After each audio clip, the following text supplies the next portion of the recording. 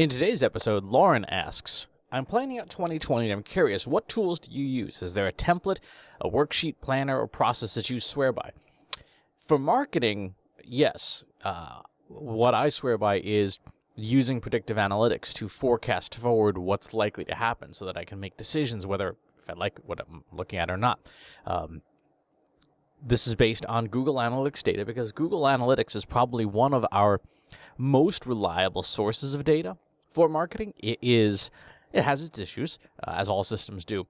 But if you can work around those issues and extract the data out and put it into more advanced statistical software for analysis, it's incredibly valuable. What you can do with it is just astonishing. So let's take a look at an example here. First, before we do anything else, I actually want to bring up one of the more important things to do is do traffic driver analysis to figure out what is it that, let's zoom to fit here, what matters.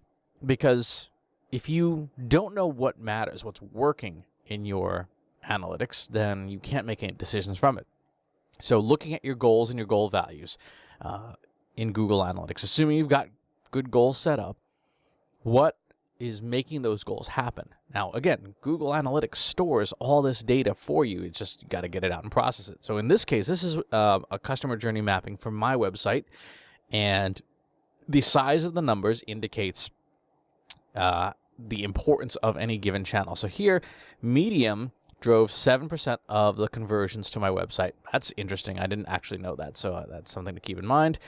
Google organic search from Google itself, 65% of my conversions in the last 2 months. That's a huge number. That's actually a little concerning because if I am not diversifying my traffic sources, I am vulnerable to a massive algorithm change, and that could substantially diminish my ability to attract new audiences. So that's a little concerning. It's good, I guess, but not great. And email, about 6% of my conversions, give or take. YouTube, actually, looking good. There's small but real growth there. Traffic from Trust Insights, which I'm happy to see. There's a Moodle instance here, which is interesting. Moodle is a online course management software. So someone has a link to my website in one of their courses. And that's pretty cool. We also see the usual suspects here, Facebook, LinkedIn, and so on and so forth. Those channels are not referring nearly as much traffic to me. So I have a pretty good sense of, referral traffic, particularly from Medium, organic search, and email are sort of the three channels I need to pay attention to.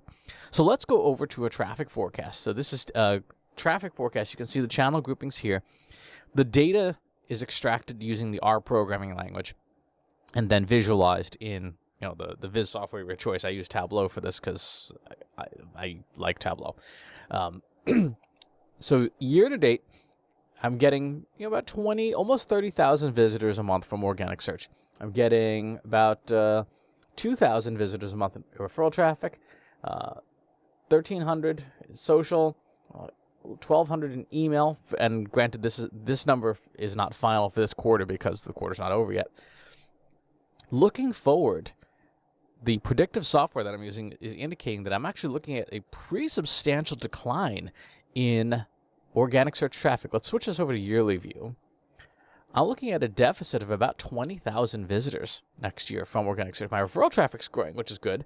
My email and social traffic are about flat, but that organic search gap's really concerning.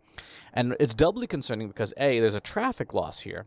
But now, if we refer back to that customer journey mapping, right, this one here where we saw organic search being 66% of my traffic, that's an uncomfortable place to be. So the question is now, from a planning perspective, going into 2020, do I diversify my traffic to try and make up for that gap? Do I double down on my search efforts and try and fix what's wrong with my search strategy? Do I look for example, Bing is in my customer journey about 2%. Do I do some optimization for Bing to try and diversify even my organic search sources? These are now questions that will form the basis of my 2020 planning.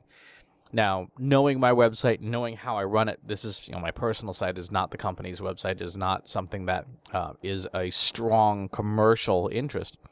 I'm going to try to improve my email, right? Make sure that it continues to be valuable and boost the numbers of visitors from email to my website. I'm going to continue to grow YouTube. I'm going to do a lot more on Medium. Clearly, I have to. And because it's such a large portion, and because I don't pay money to promote my personal website, I have to improve my organic search. Right? If this was a company like Trust Insights, and I had ad budget, or I was willing to put in ad budget, I should say, because I could spend money on my website, but I don't. Then I would want to try and bolster some of my strong points in organic search with some paid search. That would be a logical, strategic thing to do if this was a business. In this case, it's not, because, again, it's a personal website, so I'm going to just strengthen what I can and look to diversify traffic sources away from organic search being so heavy for my site.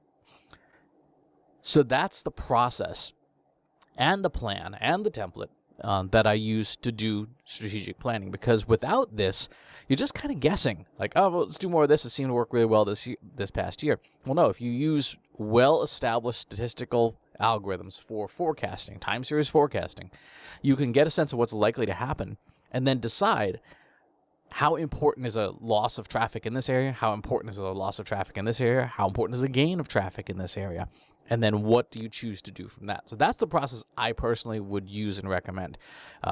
It does require, in this case, custom code to build the software that makes these predictions.